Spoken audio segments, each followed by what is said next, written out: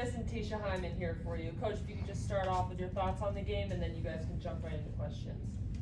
First, I'd like to say that it was really, really nice welcoming back one of our own in Denise, Coach, and having her, bring her team here and be able to come home and recognize her for her contributions. We have a couple coaches that played here that are now coaching D1 and the NCAAs, and it was always nice. So really, really good to see Denise, and really, really happy with our first half play.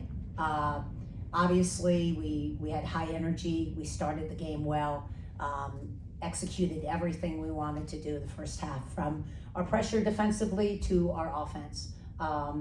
And then, second half, we lost a lot of luster. We didn't shoot the ball particularly well in the second half, so it really took us out of our mojo a little bit. But, we had bright spots in that fourth quarter, especially the last group that finished the game. So I was really happy with our young kids, how they went in and executed. But overall, I was pleased with our effort, and really trying some different combinations tonight and some different presses, not just our man-to-man, but we threw a couple different things.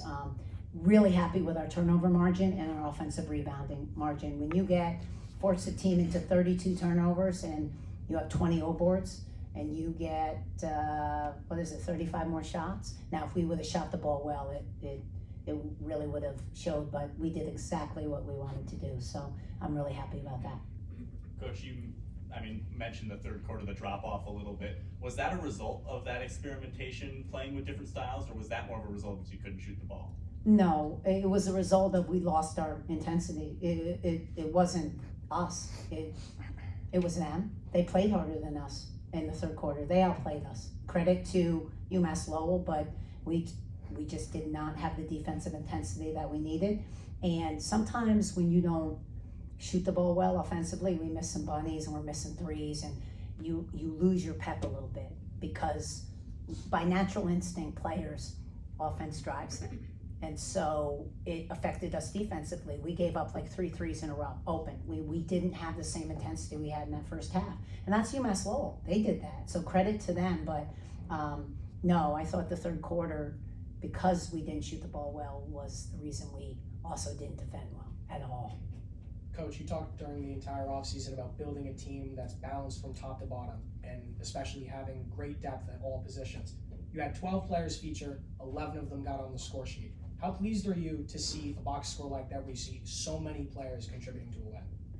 Yeah, I'm really pleased with the ability that we can get kids minutes. Depending on whatever game, the rotations will tighten. They have to. But the way we play with our pressing, you're going to play at least 8 or 9. You have to. You cannot sustain that intensity for 40 minutes. So we will play, we'll be deep, but you talk about balance. Last game it was 10 MIA. This game it's Dee Dee and Teisha. We have a lot of weapons that every night, it's really nice knowing if A and B are off, you still have C, D, and E. So having those offensive weapons is really nice. And not just the offense gets some shots, they can create shots. They get their own shots. My A and Tenon can create shots. So having balance is key, and we do have that. We have a lot of weapons that we can use.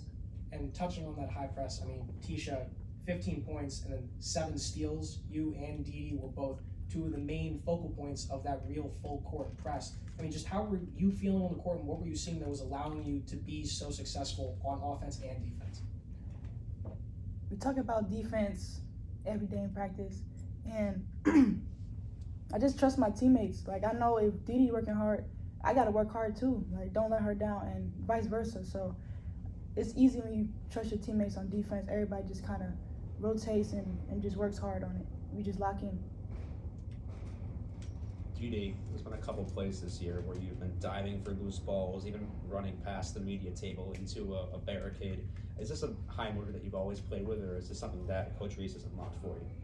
A little bit of both. I think it's a blessing to be on this team and to play with these people. So just to piggyback off what Teisha said, I know she's playing hard. Of course, I'm gonna go for that loose ball or dive over the scores table, do whatever I can just to let her know I have her back. And I'm just really blessed to be on this team, and I want to play hard any chance that I get. So if that means putting my body on the line, I'm gonna do it.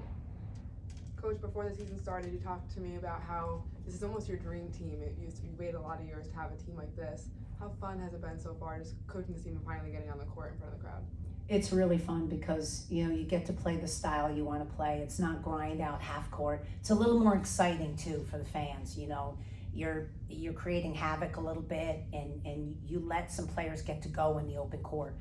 When I was a guard, that's how we played. I loved it as a guard. You get a little bit more freedom. It's not sets and you're calling plays, and really we have 3 plays in right now in the half court. Really, that's it. Where last year we had like 25. Because our offense had to generate shots because they couldn't create off the bounce. We had no wiggle, which is what you would say. And so now it's fun. And this is how I want to play. I want to press. I want to get up and down. I want to create havoc. I think it's a better style of basketball. And, you know, we finally have that. And with an inside game, it's not just all guards. We've got nice posts to complement. When you see Tena Magasa finishing the break in the first half, she's done it a couple times now. It's a beautiful thing to see. So I love this style. It's exactly how I wanted to play. Those stats are exactly what I want to see. Now, if we can just add, you know, better shooting to that, you know, I'd be a really, really happy coach. But I can't ask any more of them. They did exactly what we asked them to do tonight. Coach, kind of to piggyback off of that, a more quiet night for Maya in terms of her standards, but to have Tenon sort of step in as that main focal point in the paint, considering the injury issues that she dealt with last year, to come into this season, have such a marquee game to open the season, and then to pick it up with another strong game, 9 points, 3 blocks. Just how pleased are you that she's able to really show her stuff that you saw in her while she was, after she came over from Dayton? Well, I'm extremely pleased again because she's healthy, she's happy. Last year she was completely hobbled. I really didn't want her to play because she was about 65%, but she really wanted to play. And when she's healthy, we all know what she can be because we've seen it at Dayton, and we had to go against it, and it was a nightmare. And so, you know, there are going to be nights like this when you have balance. When you have that many good players, you know, you got to share the we over the me. You know, and the other night it was Maya was our leading scorer, and tonight she got in foul trouble in the first half.